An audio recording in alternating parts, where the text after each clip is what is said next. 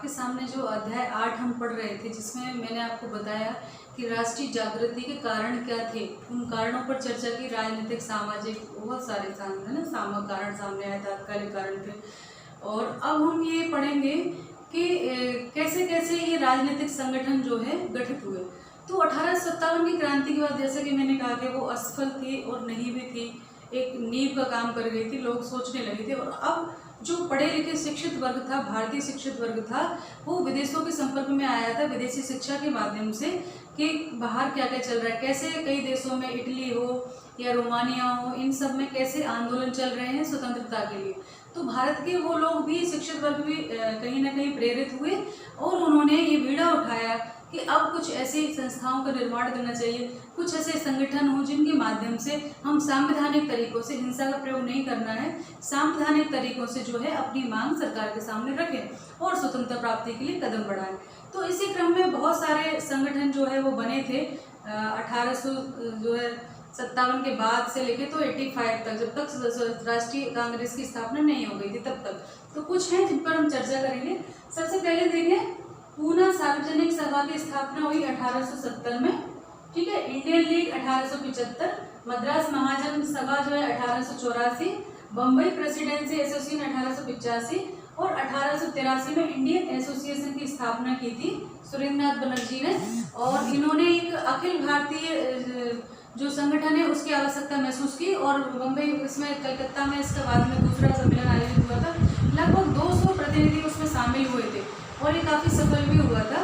तो इस तरह से बहुत सारे संगठन तब तक बन गए थे और एक नींव रखी जा चुकी थी, लेकिन अभी तक कोई ऐसा राष्ट्रीय मंच नहीं था जिस पर झंडे तले खड़े होकर सभी लोग अपनी बात को आगे रख सकें। इसी क्रम में एक अंग्रेज अधिकारी थे, सेवानिवृत्त अधिकारी थे, A.O. ह्यूम, उदारवादी व्यक्ति थे।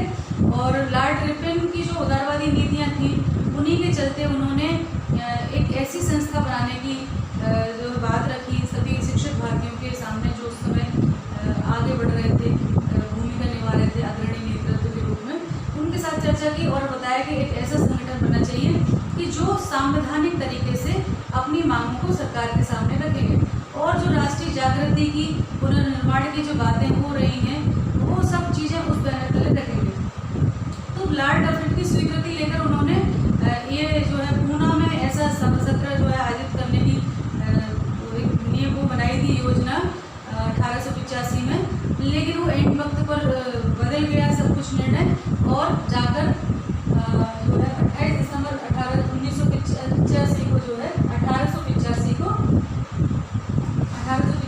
बम्बई में गोकुलदास तेजपाल संस्कृत कॉलेज जो कि बम्बई में था, वहाँ पर ये पहली बैठक हुई। इसमें लगभग 72 प्रतिनिधि जो थे, रिप्रेजेंटेटिव थे, उन सब ने हिस्सा लिया और भारतीय राष्ट्रीय कांग्रेस की स्थापना की गई। जो A.O. ह्यूम थे, उन्होंने उसको नेशनल कांग्रेस का नाम दिया, इंडियन नेशनल कांग्रेस नाम दिया और इस तरह से भारतीय राष्ट्रीय कांग्रेस अस्तित्व में आई।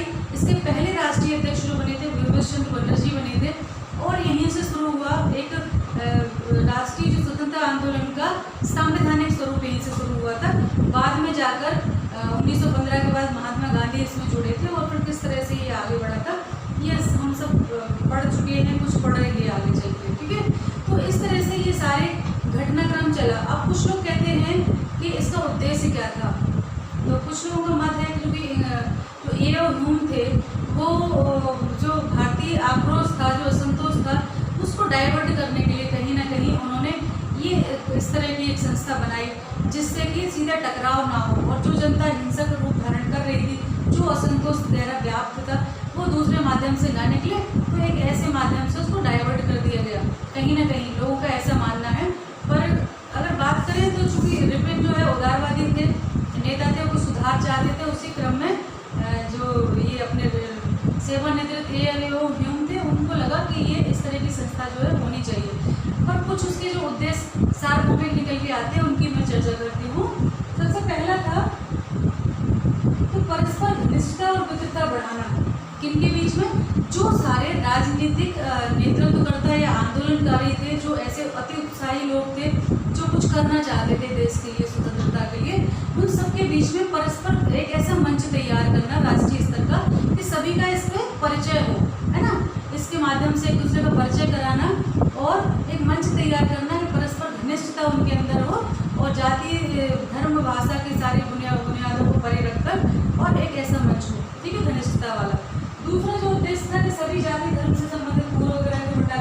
कायम करना, अर्थात जो जाति धर्म के झगड़े थे, संप्रदाय के झगड़े थे या और भी अलग भाषा को लेकर वैमनस्य जो हटाव था, वो सब चीज़ों को खत्म करके, पूर्वग्रह को समाप्त करके और राष्ट्रीय एकता के सूत्र में बांधना इसका एक उद्देश्य था और कहीं ना कहीं ये सफल भी रहा।